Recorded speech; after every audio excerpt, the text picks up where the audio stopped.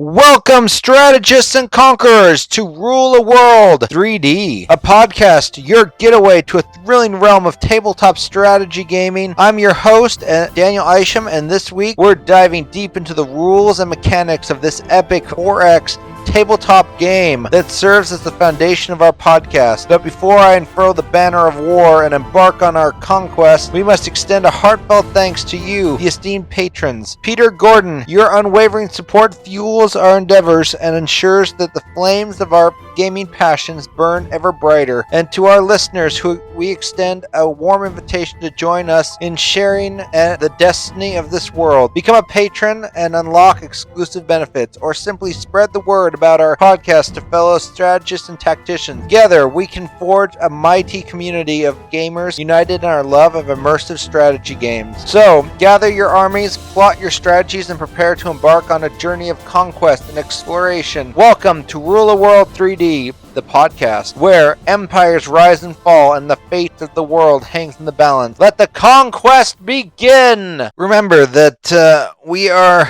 The part of the rules we're doing are in the alpha test level, so these aren't the final how the rules will go, but it will give you an idea of what we're doing. We are starting at the specific nation's tiles, specifically the Isham Empire tiles, and we're going to start with the Grand Imperial Palace tile for the Megacity set of tiles. The Grand Imperial Palace is a significant tile type in the board game, representing the administrative heart of the Isham Empire within a megacity. Serving as a colossal structure, it facilitates efficient communication, tax collection, and imperial governance across the empire. Unlike the traditional palace, it functions primarily as an expansive administrative building where department heads hold significant authority, often surpassing that of the emperor. Game advantage.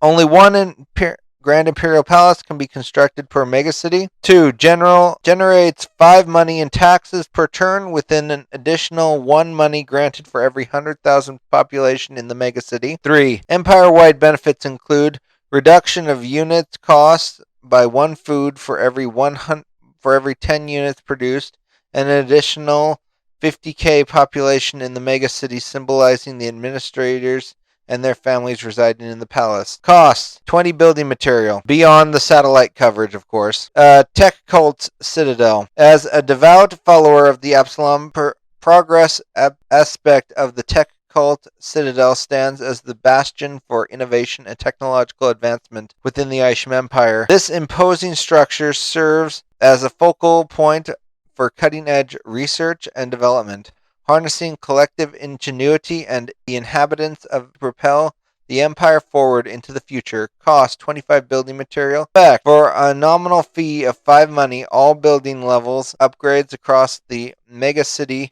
increase by 1, reflecting the tireless efforts of the tech cult. Well, what it's trying to say is, for 5 money, this megacity tile allows for you to upgrade all buildings that can be upgraded by 1 across the empire, and for every 1 that you have, and if you spend 5 money, it will upgrade every single upgradable building by 1. Settlement inhabitants.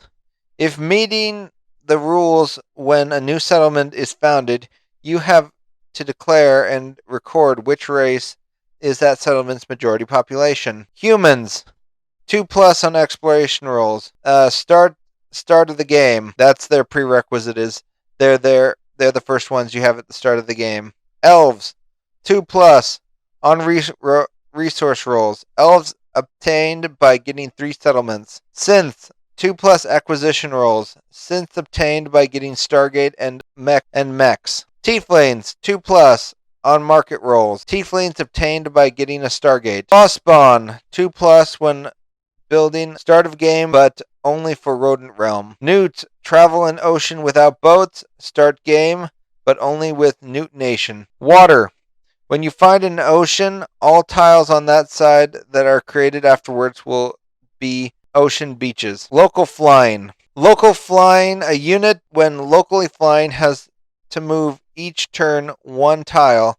They can attack but can't hold territory until they land. Satellite or Ecosensory Unit. Introduction. Ecosensory Unit is a groundbreaking feature in our board game designed to level the playing field for civilizations without access to advanced satellite technology. With Ecosensory, players can harness the mystical powers of their shamans to unveil hidden areas of the map for the nominal cost of 1 money. The innovative mechanic ensures that the players, regardless of technological prowess, have the opportunity to explore and strategize with equal footing. Modern era. Higher level get access to satellites. When exploring, you can use one currency to choose what type of tile you get, though you still have to roll whether or not there's a village or a city there, and whether they are part of your nation or hostile rogue. You can satellite image any tile around your territories, and your explorer scout ship will have to go there. Satellite rules for satellite upgrade deep scan. 1.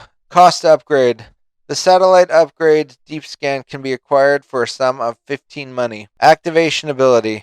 After investing in the satellite upgrade, players can activate the Deep Scan ability. Deep Scan Transformation. Upon activating the Deep Scan feature, transforms regular tiles into Mega City tiles. This shift represents the uncovering of an archaeological treasures or hidden features discovered through deep scans from orbit. The satellite upgrade not only enhances the capabilities of your orbital technology, but also brings flavor and of archaeological discovery to your strategic choices. As the satellites gaze deep into the unknown, the game board transforms, unveiling new opportunities for challenging those seeking to navigate the vast stretches of the game world. Now, this also goes for Ecosensory. Basically, all the same rules that apply to the satellite also apply to Ecosensory. So when you do a deep Ecosensory, it's the exact same rules. Rules for starting materials. What do we start with? Number 1, a village in a valley next to a river for each player, with a couple exceptions. With a couple exceptions, Rodent Realm uses mountains, and Nude a tile adjacent to the ocean with a river running through it.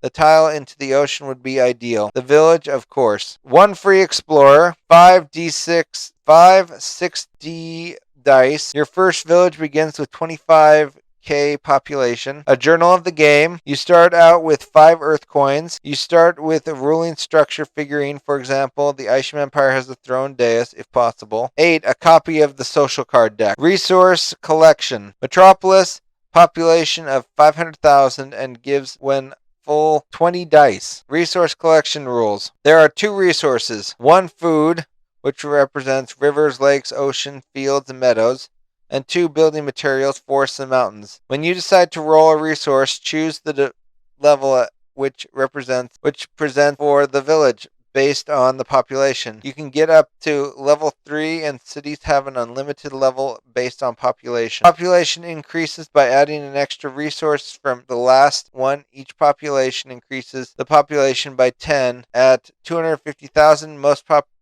villages upgrade to cities unless the landscape doesn't allow for, aka we don't have a city tile the same as the village. 4. The dice rolls. 1. If you get a 1, a D1, you find exiled enemies after you have.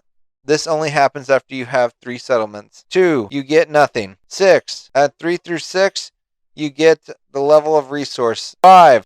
If you get a 5, building material is required to increase the houses and allows an increase of population. The rule allows to apply for food. Armies take 10% of the population from the city or village. Each army takes 10k of population and requires 5 resources to build of building material. You can after you become a city go up 1 level every 25k. Your currency can buy from your people 1 currency for either 1 food or 1 building material. You can also sell the resources to your people for 1 currency. International trade for resources depends on the value of the money to them. Combat rules. Different types of battle. Neutral enemies. It is all about who has the highest level army. The winner who has the highest level of all troops combined. Enemy nations. For every level 1, dice and troops are lost for lower individual dice. Certain certain units, such as mechs that represent groups, start with as many dice as the army size they represent. They continue to add dice as the levels go up. The last force standing aircraft can be attacked by other aircraft, but can attack ground forces, and ground forces can't attack them. Climate and terrain. Climate and terrain for design team review. In general, unless a race has a specific adaptation, tech, or magic to handle hot or frozen climates, combat dice roll, attacks and defense will be at a -1 for those climates. In addition, marshes, jungles, and ice and deserts impose a cumulative -1 to combat rolls. Attackers and defenders, unless a race has a specific adaptation, tech, or magic that will allow them to handle these difficult environments. Jungles, forests, and the hills all grant cumulative 1+ to defending rolls, and the defenders, it is in them. Mountains grant a 2+ to defender rolls if the defenders are in them. Certain races may fight better on certain terrain. For example, elves may get combat bonus for forests, dwarves may get combat bonus for hills and or mountains. Specific unit types with races might also have specific terrain bonuses. Now to the questions. How does the Grand Imperial Palace tile function in the game, and what advantages does it offer to the players? Well, the Grand Imperial Palace acts as a better version of just the Imperial Palace that you can buy earlier in the game. While the normal Imperial Palace just grants you 1 money, the Grand Imperial Palace grants you 5, plus it also gives you some more population to your megacity. Now, remember, it's just a megacity tile. Can you explain the significance of the Tech Cult Citadel and how it impacts the game? Well, since Absalom is a god of progress, the Tech Cult represents a order within the Absalom faith that is all about technological progress and technological advancement. So it would make sense that a society that would be able to improve their technological capabilities would exist. So basically what it does is when you spend 5 money after you get one of these facilities, one of these tiles, you spend 5 money, it upgrades all of your upgradable buildings throughout the Isham Empire. Now let's see what the next question is. And if I'm not answering it well enough, please get a hold of me and I will revisit these questions. When founding a new settlement, what factors determine the majority population race, and what bonuses do the different races offer? Well, we talked about what bonuses they offer, but basically you as the player are choosing which of the races that exist within which are possible within your nation. For example, Rodent Realm only allows the claw spawn to be in their species, and newts only allow newts to be in their species. But the other factions, it's if you meet the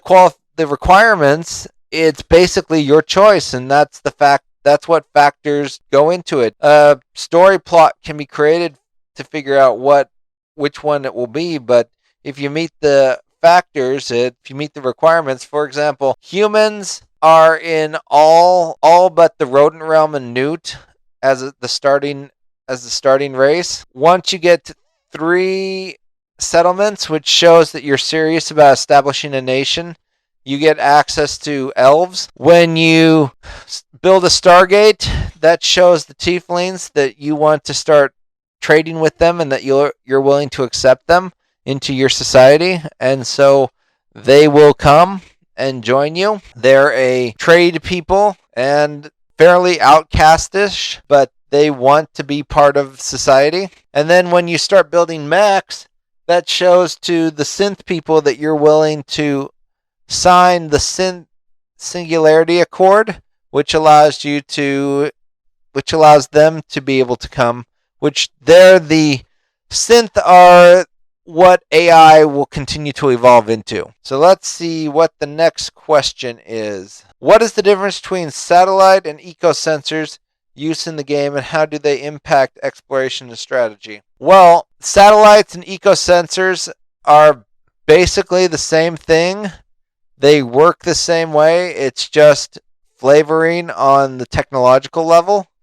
Basically, for when you want to bypass certain parts of most of exploration, you can pay one money for it, and basically, or if you're going to from an area that would normally just be normal tiles to megacity tiles, you can pay 16 money to go to megacity tiles, but basically they're the same thing, just different technological levels. What are the rules for acquiring satellite upgrades and deep scans, and how does that transform the gameplay? It just allows you to start using, it costs 16 money, and it's a one-time use. You then transfer to just getting megacity tiles, and that's about it. How can you explain the starting materials and resources available to players at the beginning of the game? How can I explain it? Well, those are just all the things that you need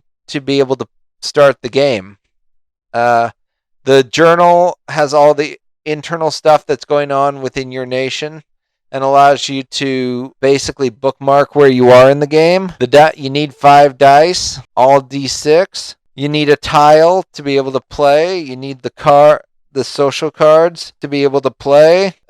Basically, it's just what's required to play. How does resource collection work in the game, and what role do Metropolis tiles play in the process? Well, resource rolls, that's how you get the resources to buy and build stuff and upgrade things. And Metropolises, next to megacities, are your biggest city in the game. Thus, you get 20 dice to roll for each resource, which can bring you a lot of resources during the game. It can also bring you a lot of enemies. Let's see what's next. Could you clarify the combat rules, including the different types of battles and how climate and terrain affects combat outcomes? Now, with combat and terrain, I don't think I can get more clear on how that works, but with the how combat works in and of itself, with most neutrals, it's whoever has the highest level of, the highest battle level.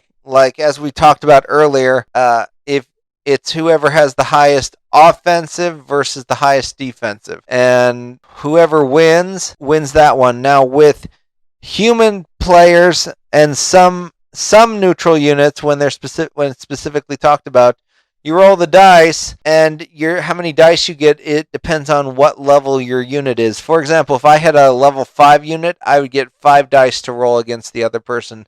And whoever got the highest dice roll, for example, if one person has level 5 and the other is level 6, the level 6 will throw 6 dice, but might not necessarily win, and the other player will throw 5 dice and may or may not actually win. So that's how combat works. It's all about the levels. Are there specific bonuses and penalties associated with certain races or terrains in combat, and how do they influence the strategic decision? Now, I can't get any more detailed than what the rules said about what the benefits are, but strategic decision, you might start building a lot of synth cities if you need to gain a lot of resources quickly, or if you're big into trade and making a lot of money, you might start making your villages tiefling so that you can get more benefits to trade. If you need a lot more food, you might start doing elves.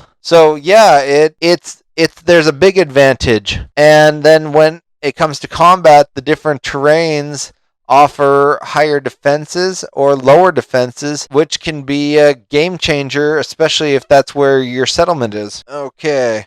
What is the victory conditions in the game, and how does the players achieve it? Now, we talked about this last time, but I'll go over it one more time. It's when either you have wiped out every other player in the game, or you and your allies have wiped out every other player that's not an ally to you. So, thank you for the questions.